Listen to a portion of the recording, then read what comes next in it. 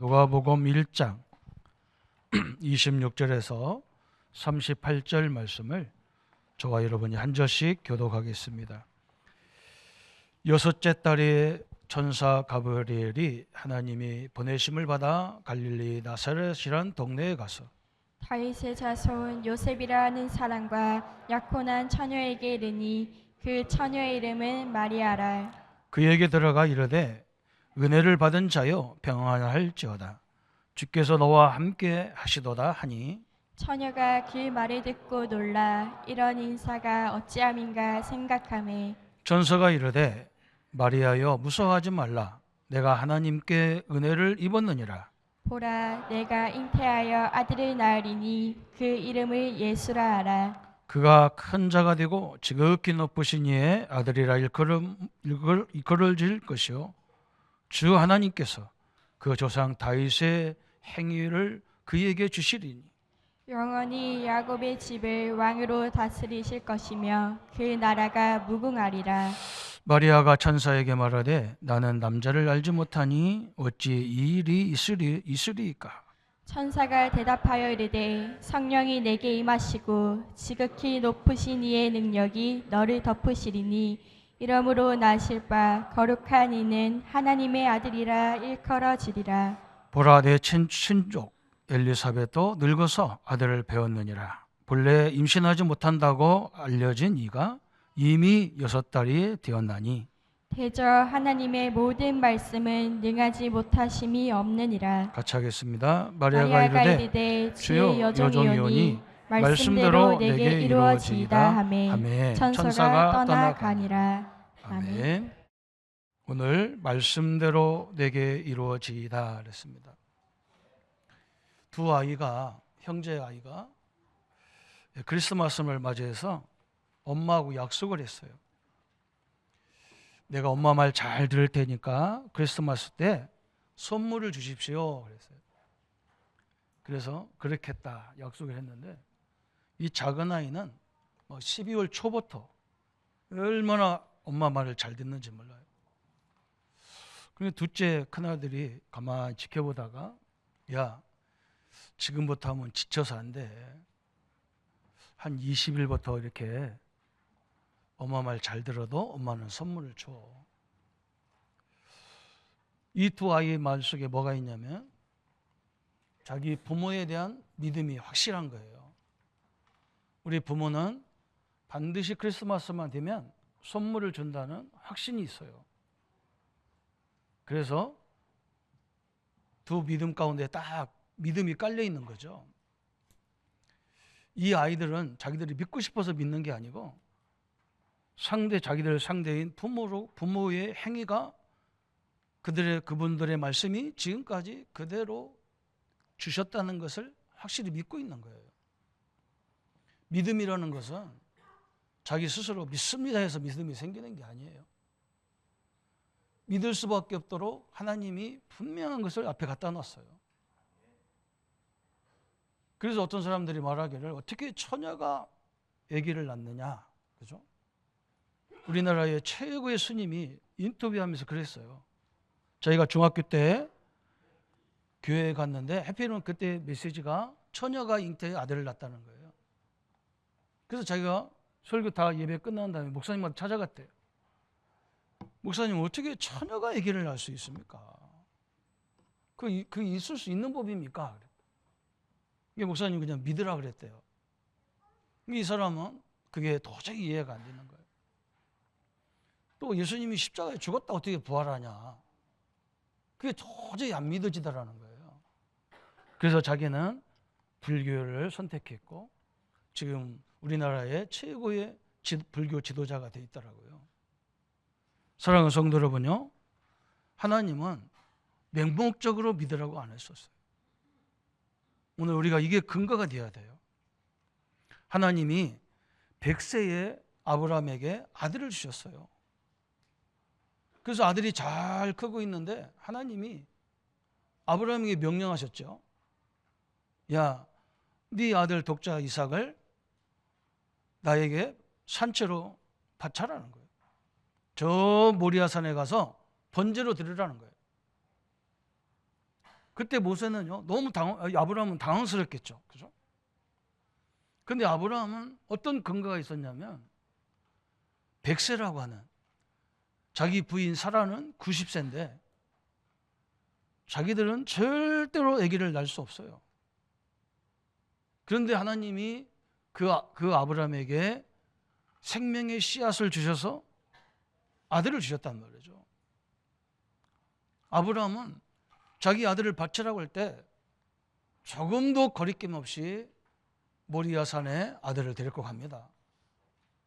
저 제단에 올려놓고 큰 칼을 빼서 자기 아들을 죽여서 하나님 앞에 번제로 드리려고 칼을 뺐을 때 하나님이 아브라함아 멈춰라.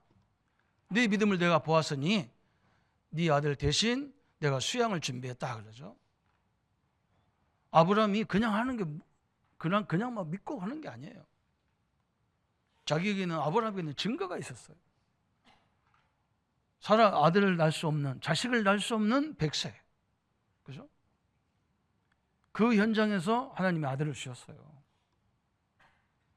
또 우리가 잘 아는 대로 하나님이 애굽에서 400년 동안 고통당하는 이스라엘을 향해서 모세를 세운 거예요. 모세야 모세야, 내가 너를 통해서 이 출애굽이라고 하는, 애굽에서 탈출하는 이 엄청난 일을 감행하겠다. 그러니까 아브라함이 이 모세가 깜짝 놀랍니다. 우리가 어떻게 그걸 할 수 있습니까? 도저히 할 수 없습니다. 나는 애굽을 너무너무 잘 알고, 나는 늙었고, 나는 말도 못하고, 나는 부족해서 안 됩니다. 그때 하나님이 아브라함에게도 똑같은 믿음의 증거를 줘요. 아브라함아, 자 모세야, 네 손에 들고 있는 게 뭐냐 그랬어요. 지팡이인데요. 그래. 지팡이를 던져봐라. 지팡이를요 광야에다 탁 던지니까 이게 뱀이 돼가지고 막 굴딱굴딱 다니는 거예요. 모세야, 다시 그 뱀의 꼬리를 딱 잡아라. 잡으니까요 또 지팡이가 되는 거예요. 그래도 모세가 좀 의심하니까, 그러면 내 손을 내 가슴에 넣다 빼봐. 넣다 빼니까요 문둥이가 돼버렸어. 문둥병이 걸렸어. 다시 네 가슴에 손을 넣고 빼봐라. 빼니까요 깨끗하게 나섰어요. 모세는요 그때부터 이 하나님을요 전적으로 믿게 되는 계기가 됐어요. 홍해 앞에서도요 전혀 흔들림이 없어. 더 흔들림이 없는 건 당연하고, 이스라엘 백성들을 향해서 뭐라고 말하냐면, 너희들은 가만히 서서 오늘 하나님이 이 홍해를 향한 하나님의 계획을 보라, 그 말했어요. 어마어마한 믿음의 증거들이 있었습니다. 하나님은 우리 보고 무조건 믿어라 안 해요. 그렇게 믿으려니까 너무너무 힘든 거예요. 여러분, 분명히 그 앞에 믿을 수밖에 없는 증거를 다 주셨어요. 그래서 이 모세는요 광야 40년 가는데도 전혀 흔들림이 없어. 흔들리는 건 누가 흔들리냐? 이 하나님의 능력을 체험 없이 따라다니는 그 백성들이 힘든 거예요. 늘 원망하고 늘 불평해요. 그때마다 모세는요 그 모든 불평거리를 하나님 앞에 놓고 기도해가지고 그게 다 응답으로 바뀌죠. 그런데 더 중요한 게 있습니다. 이런 체험이 없는데도 자기 스승 모세를 보면서 하나님이 모세와 함께 했던 것들을 함께 한다는 사실을 알았던 여호수아와 갈렙은 자기 스승도 없고 이제 모세도 천국으로 가버렸는데 이제 진짜 가나안을 정복해야 되는데, 가나안을 정복하기 위해서 요단도 건너야 되고, 요단은 바로 앞에 무지무지한 여리고성, 그걸 안 무너뜨리면 도저히 가나안 땅에 올라갈 수가 없어요. 그런데 이 사람들은요 모세와 함께 했던 하나님의 능력을 가지고 하나님의 명령 말씀 그대로, 야, 저 언약궤를 메고 제사장들이 저 요단을 들어가라. 들어가자마자 이 요단이 갈라져 버렸죠. 저 여리고를 무너뜨리는데 아무 소리 하지 마라. 하루에 한 바퀴씩 여리고성을 돌아라. 말하지 마라. 절대로 옆 사람과 얘기도 하지 마라. 그러면서 뭐라 했느냐? 일곱째 날은, 안식일 날은 7번 돌아라. 그죠? 함성과, 그죠? 하나님의 능력으로 이 여리고 성이 완전히 무너지는 것들을 그들이 다 봤습니다. 우리 기독교인들은요, 우리 기독교에 대해서 오해하는 사람들이 굉장히 많은 게 뭐냐? 무조건 믿으라. 그죠? 아니에요, 하나님은. 다 증거를 다 주셨어요. 여러분, 저 어린 다윗이요, 아버지 양무리를 치고 있습니다. 거기에 막 들짐승이 나와가지고 심지어 사자가 나와서 막 양들을 물어갑니다. 그때요, 다윗은 전혀 흔들림이 없어. 왜? 자기가 갖고 있는 이 돌 던지는데 어마어마한 기술이 있어. 그걸 지금 자기가 봤어요. 그리고 그거 할 때 누가 함께 있었느냐? 하나님이 함께 한다는 걸 알았어요. 어떻게 이게 그냥 정확히 맞아서 저 짐승들이 다 죽냔 말이에요. 실수가 없어, 다윗이 이상하게. 이게 하나님의 역사구나. 그런데 해필이면 어디에 갔습니까? 저 블레셋과의 큰 전쟁터에 아버지가 신분을 시켜서 가보니까 무지무지하게 큰 사람이 서가지고 막 이스라엘을 욕을 합니다. 너희들이 하나님이 유일한 신이라며? 그렇다면 너희들이 왜 나한테 나오지 못해? 하나님 믿는 백성이라면 나한테 나와서 나와 싸워보자. 그런 소리 꽉꽉 칩니다. 어린 다윗이 아버지 심부름으로 형님들에게 떡과 치즈를 갖다 주다가 그 소리를 들은 거예요. 저게 지금 무슨 소리냐? 감히 하나님을 모욕해? 감히 하나님의 이름을 모욕해? 야, 그래서 지금까지 하나님이 내가 들짐승 키우는데 나에게 역사하셨구나. 이 물맷돌 하나라면, 하나님 나와 함께 한다면 이 물맷돌 하나만 가지고도 저 골리앗을 쓰러뜨릴 수 있다. 확신이 딱 와버린 거예요. 그래서 가서 형들한테 얘기하잖아요. 형, 내가 이 소리를 들었는데 저 골리앗을 내가 상대로 나가겠다 하니까 막 형들이요, 네가 교만하기 그지없다. 지금 이렇게 큰 형들도 못 나가는데 네 어린 네 다윗이 네가 어떻게 나가서 저 골리앗을 싸우겠냐? 그죠? 말이 안 통하는 거예요. 그러니까 이제 지도자들한테 가서 얘기하니까 어린 아이 와서 하니까 기가 차잖아요. 왕한테 얘기하니까 왕도 기가 차잖아요. 그때 다윗이 얘기하잖아요. 내가 아버지 양무리를 칠 때 수많은 짐승과의 싸움에서 그 물맷돌 가지고 내가 상대방을 다 박살냈다. 오늘 하나님이 저 골리앗을 나에게 맡겼다. 나를 보내달라. 다윗은요, 확실한 증거를 가지고 갔어요. 우리 성도님들과 특별히 렘넌트들은 여러분 현장에서 하나님이 역사하는 능력을 확실하게 체험하는 시간들 되기를 축원합니다. 그죠? 여러분, 그걸 봐야 돼요. 그냥 믿고 그냥 한 게 아닙니다. 여러분이 가장 어렵다는 그 부분을 진짜 하나님의 은혜로, 그죠? 진짜 예수가 그리스도라면 그 그리스도의 능력을 가지고 해봐야 돼요. 물러서지 마야 돼요. 그냥 누구 말 듣고 왔다 갔다 하는 그런 존재가 돼서는 안 돼요. 여러분, 세계를 복음화했던 바울을 알잖아요. 그죠? 저 초대교회 사람들을 그렇게 죽이는데도 저 사람들이 끄떡도 안 해. 심지어 스데반은 막 죽음의 자리에 섰는데도 얼굴에 막 환한 광채가 임했다고 그랬어요. 이게 사울이 볼 때는 이해가 안 되잖아요. 그래서 이 사람들이 사울을 중심으로 예수 믿는 사람을 잡으러 가는 다메섹에서 예수님을 실제로 만나버렸어요. 어마어마한 빛이 임하면서요, 사울이 막 눈을 못 뜰 정도로 캄캄한 거예요. 그때 하나님의 음성이 나오잖아요. 사울아, 사울아, 네가 나를 왜 핍박하느냐? 깜짝 놀랐습니다. 자기는 예수님 본 적도 없는데, 예수님이 핍박한 적도 없는데 왜 나를 핍박하느냐? 왜 내 백성들을 핍박하느냐? 그 말이에요. 나는 네가 핍박하는 예수라. 내가 너를 들어서 전도자로 쓰겠다는 거예요. 사울은 그때 그 언약의 그 그리스도의 부활을 실제로 체험했어요. 이 사울이 바울이 돼가지고 여러분 그 행위를 알잖아요. 이 사람은 학문적으로도 완벽하고요. 세상의 배경도 완벽합니다. 로마 시민권자입니다.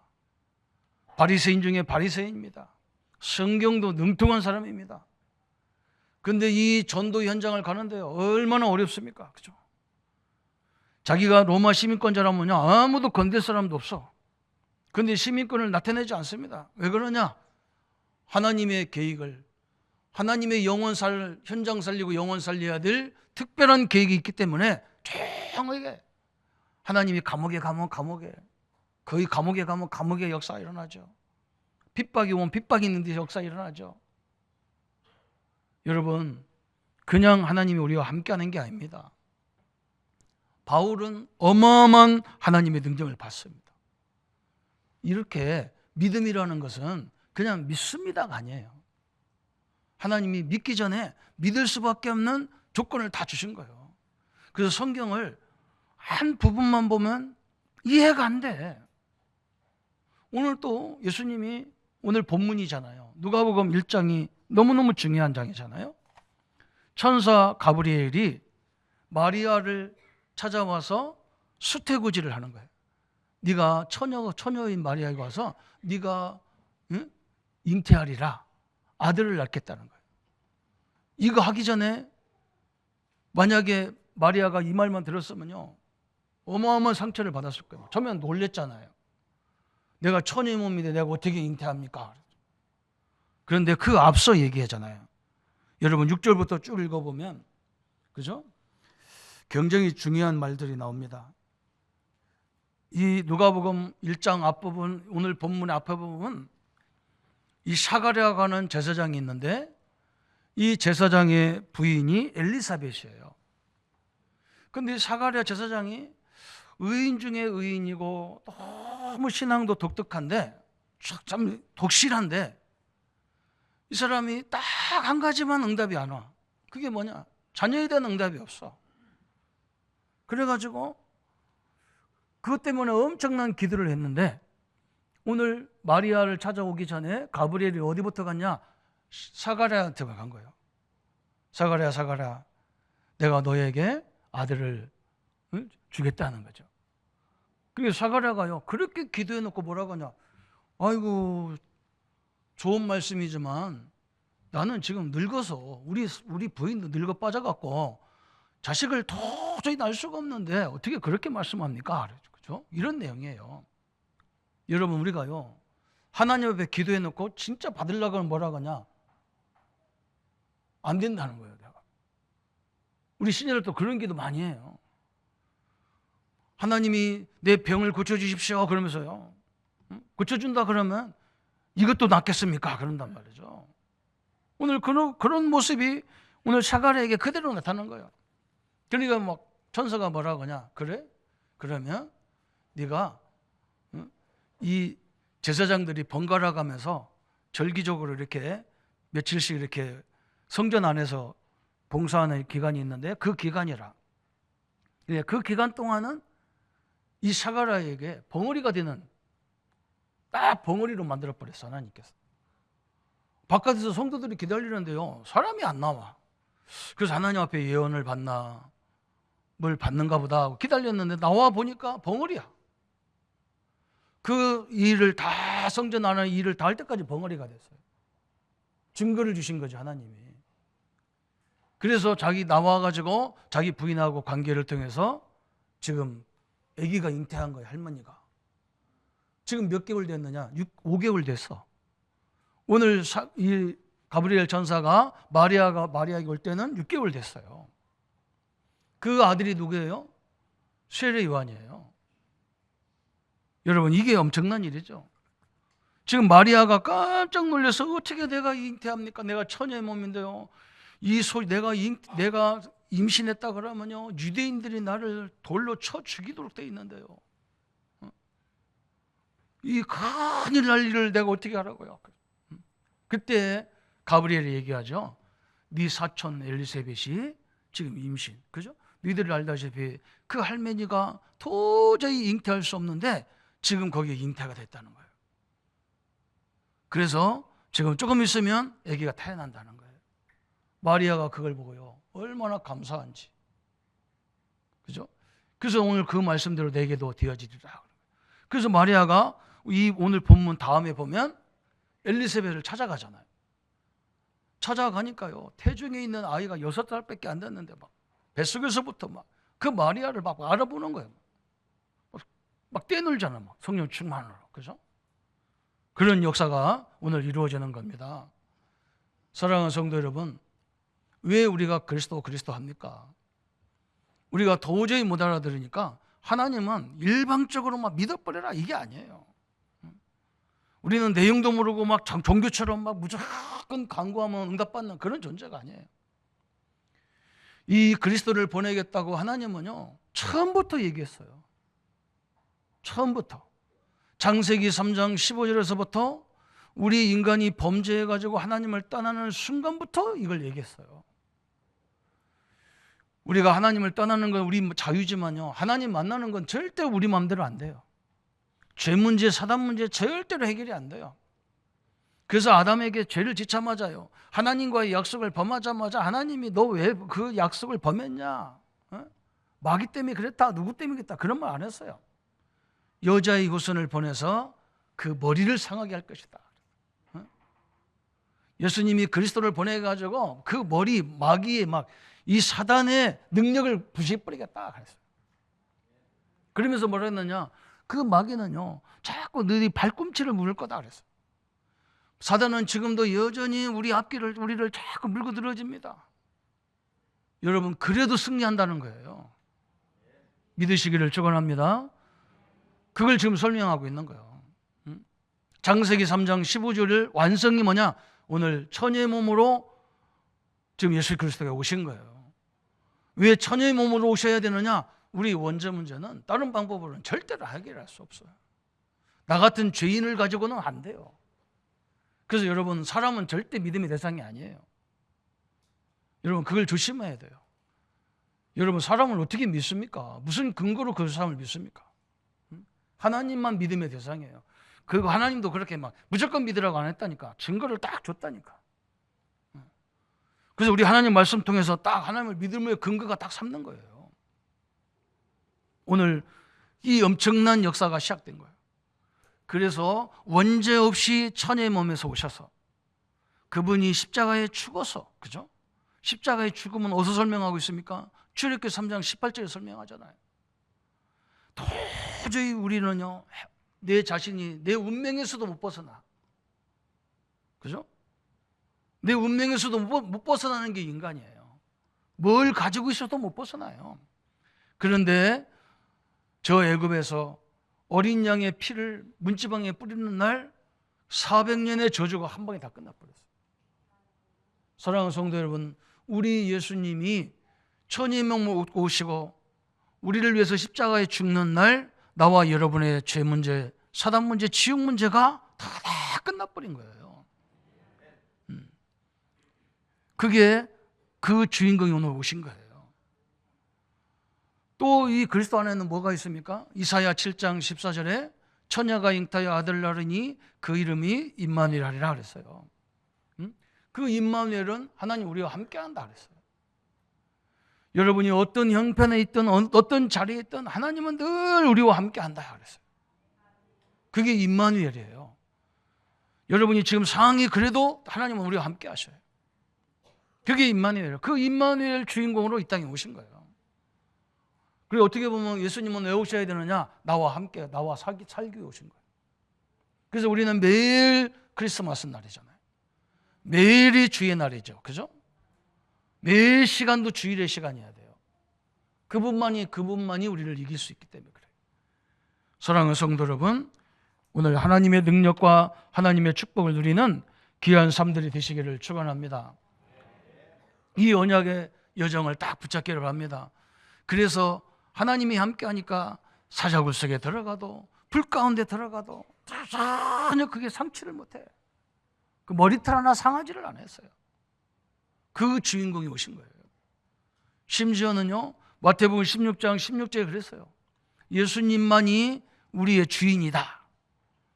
그리스도만이 나의 주인이다. 그랬어요.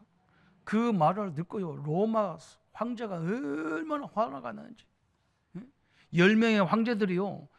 왜 그러냐면 황제가 주인이지, 그죠? 옛날에는요 왕이 주인이에요. 우리 주인이 왕이었어요. 그래서 왕이 오라고 하면 오고요, 응? 왕이 가라면 가고 왕이 죽으라면 죽고요. 그게 법이야.